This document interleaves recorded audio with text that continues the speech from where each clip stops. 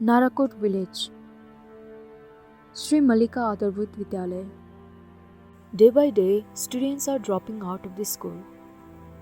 Around a week or so ago, a lady named Mrs. Amrita came to meet us. After walking nearly 5 hours, she introduced herself as a teacher of Shri Malika Adharbhut Vidyalaya. She begged for help for the girls of her school. She said, one of our classrooms got collapsed very recently and the atmosphere of the school is very depressing and it's degrading day by day. Our kids don't have notebooks and stationery items. The number of attendees is also decreasing rapidly as more and more kids are dropping out. Please help us. We went with her to the school and unfortunately discovered that what she had said was true. The students were in really bad shape, depressed and dejected. The remaining students had no option than to sit in just 3 rooms. 2 grades were forced to sit in the same room, without notebooks and stationery items. The office also doesn't even have a single computer. Our project is not that big that we can provide for new classrooms or computers and printers. But we have an amazing people from around the world who provided us enormous strength.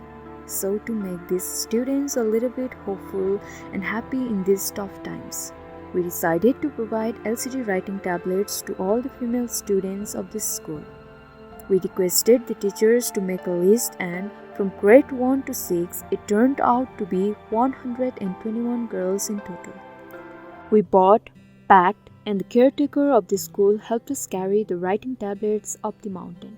It was around 3 hours and 30 minutes of an uphill trek. While going up, we were thinking about what change these tablets will bring. Then our hearts gave assurance to our minds that now the little girls will have something new to play with. For at least some time, they will be happy, let's say 2 or 3 months. The hands which could not afford pencil and notebook now can write and erase limitless. If not all, at least some girls will learn new words, calculations and things. And most importantly, they now can feel that somewhere some people are thinking about them. They are not alone. And also later in life, whenever they will remember their school days, these memories will always come in front of their eyes. Oh yes, good people from around the world came forward and stood for us. Then we kept walking and reached the school. As the word of our arrival spread, everyone in the school and the village became so delighted. Some were genuinely happy for the betterment of their kids, and others came rushing towards us seeking some personal benefits. We requested all the girls to stand in queues according to their grades. Mrs. Amrita said to us, after a very long time, my students are smiling. Thank you so much. First of all, we distributed the LCD writing tablets to the girls of grades 4, 5 and 6. So many people came to see what we were doing. Some were also sitting on the top of the classroom's roof.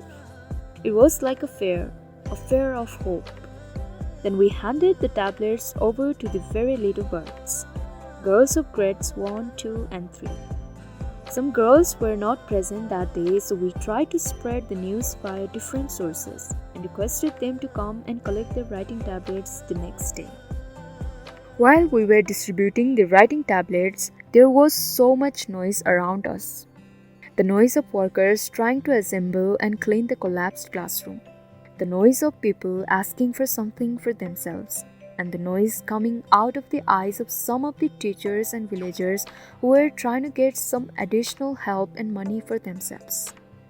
In all those different noises, the voice coming out of the mouth and heart of Mrs. Amrita was so inspiring, as she was informing the kids about the tablets.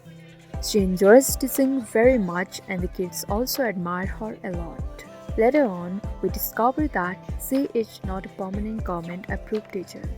Instead, she was hired on a daily basis by the village municipality.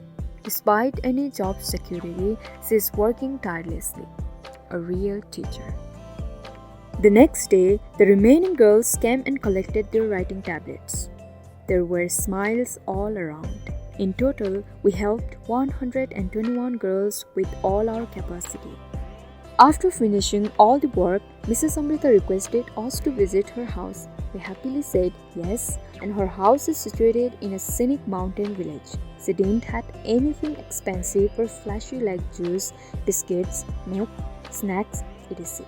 She had some local berries, and she quickly washed them and offered to us. They were so juicy and tasty.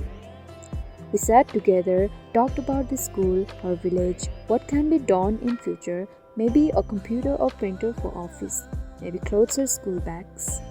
And in the end, we assured her that if not all, we will definitely do something in the future also. So please let all the kids know that we can return any day. We talked and smiled a lot. She never asked for anything for herself or for any of her family members. At one point, she jokingly said, "I don't know till what time I can teach." As if the government changes, the new village municipality will appoint a person of their choice in my place. But till that time, I will do my duty with all my heart. After meeting her, our hearts reminded our minds that good people also exist. We just have to keep looking. Dear supporters, please enjoy the berries. Mrs. Amrita sent them for all of you from the western hinterlands.